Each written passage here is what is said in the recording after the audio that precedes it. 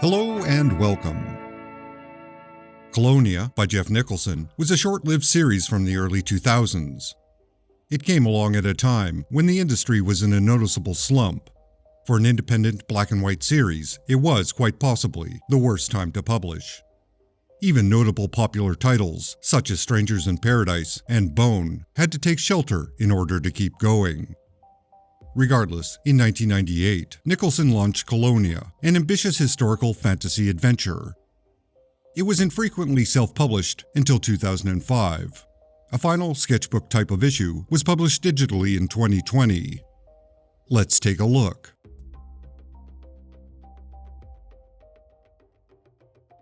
The story primarily focuses on Jack, a young man from modern times. Along with his two uncles, they find themselves in a version of colonial America. It appears as if they've fallen backwards in time, but they haven't. They've stepped to the side, so to speak, into a new reality. After this trio escape a pirate ship, they accidentally get split up. Now on his own, Jack encounters a number of interesting things. He meets a man literally made out of fish, ghostly conquistadors in a deserted settlement, and a talking duck named Lucy. It's Lucy that will guide Jack into understanding the world he finds himself within. Jack is captured by yet another pirate crew, where he's put to work by the fair but tough pirate, Captain Ann Reed. During an attack, Jack falls overboard and is rescued by the fishman, who leaves him in the care of Tila, an enigmatic mermaid. We learn more about how Jack came to this world and what his role might be. After this, Jack is rescued and reunited with his uncles. However, they are now in the company of two united pirate crews who are working together. They begin a journey inland, looking for a port where they can buy a ship and return to their pirate lifestyle.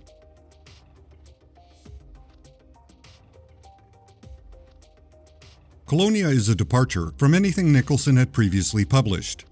It's neither a depressing, surreal examination of an individual, nor a comedic homage to an old Japanese creature feature TV series. Artistically, it barely looks like Nicholson's former work. Certainly, there are touches here and there, but overall, it looks and feels completely different. It is a mature piece of work, even if the subject matter and tone is appropriate for an all-ages audience. There's a lot baked into Colonia.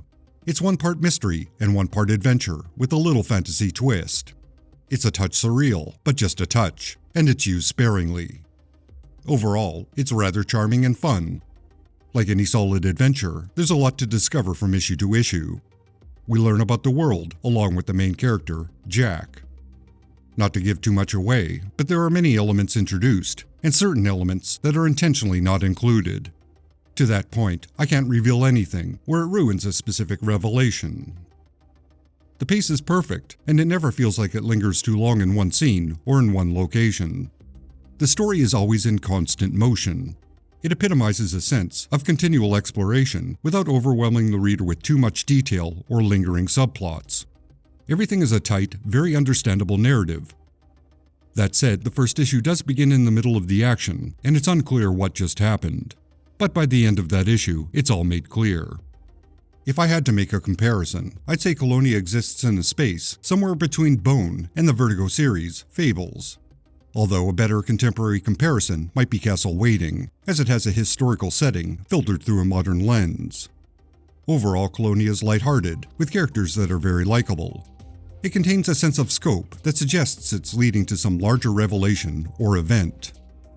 Additionally, there are references to real historical events and locations, which highlight the differences between this reality and the one we're familiar with. So yes, it's also an alternate history adventure. There's a lot of research lying in the background, which is layered on as texture. This alternate reality is evenly filled out as the series moves along. Importantly, the story never feels like a boring history lesson or a dry examination of the pirate lifestyle. Due to the title and the time period, modern readers might question how the story handles the topic of colonialism. Well, to be plain, it's never addressed, but there's a good reason why it's never addressed.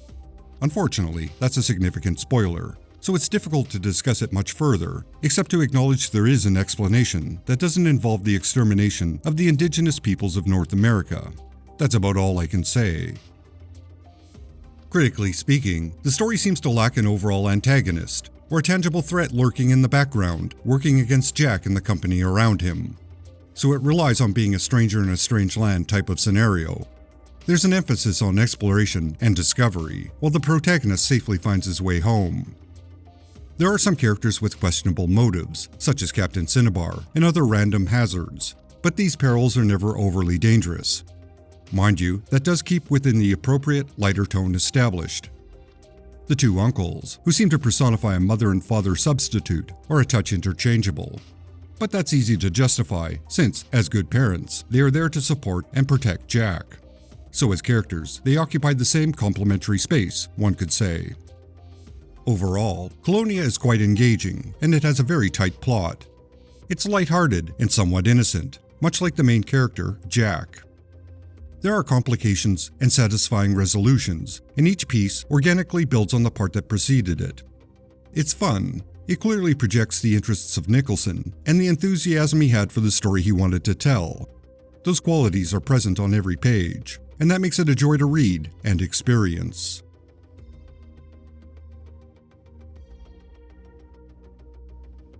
Colonia's irregular schedule probably didn't help its visibility, especially early on, when there was a 5-month gap between the first and second issue.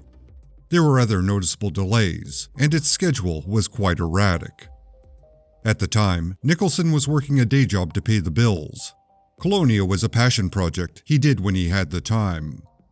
When that day job ended, he devoted all his time to Colonia. Unfortunately, by 2005, sales hit a level where the series was at the break-even point. It would not make any money. Nicholson was in a position to suspend publication or slide into debt, which is a tough decision I can relate to on a very personal level. So unfortunately, the story of Colonia remains incomplete. Now, I have to disclose a few things before I wrap this up. Jeff Nicholson is a patron, and when I asked, he graciously supplied digital versions of Colonia for this video, which I greatly appreciated because that saved me from scanning my copies. Given that context, it's only fair if you question my objectivity or my motives. I can only assure you I genuinely like Colonia, or this video wouldn't exist. That said, Nicholson had no input whatsoever into any aspect of this video. He, like all of you, is seeing this for the first time when it goes live. Hopefully, in part, this video gives him some incentive to consider returning to Colonia and finishing it as intended.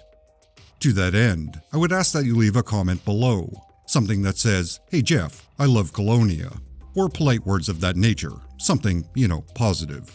Don't be a troll and harass him. That's not cool. While I know I have very little influence, I hope to see at least a few hundred comments of that nature. Here's my pitch. If you like independent work, or this series in particular, let your voice be heard. Leave a comment, show your support. I know Jeff follows this channel, and he will see those comments. If you'd like to go a step further, or if you're interested in trying out the series, Colonia is digitally available on Amazon. And before you ask, no, I make nothing from this endorsement. Well, maybe I generate some goodwill, but nothing monetary. I'm doing this of my own volition because, well, I'd like to see the series brought to an end. So I'm one part selfish, and another larger part trying to do some good with the platform I have. Anyway, roll credits. Thank you for watching. Thanks to all my fine supporters on Patreon and YouTube. Your ongoing support makes it possible for this channel to continue. I appreciate every single one of you. Please subscribe if you've not already. Leave a comment and a like. I try to keep ads and self-promotional bits like this to a minimum, so if you can, consider directly supporting this channel on Patreon. Extra special thanks to Plutocracy, Spencer Estes, Green Man, Constant Disappointment Records, Jeff Nicholson, Sicken, Francis De La Cruz, Russell Bull, John Nyukes, Andrew Barton, Odin Ashcroft, Ruby St. Dennis, Phil Sagan, Edward Clayton Andrew, Corey Drew, Brian Deaton, Tom Granis, John Gaunt, James Graham, and Matt Marino. You are all justified and ancient.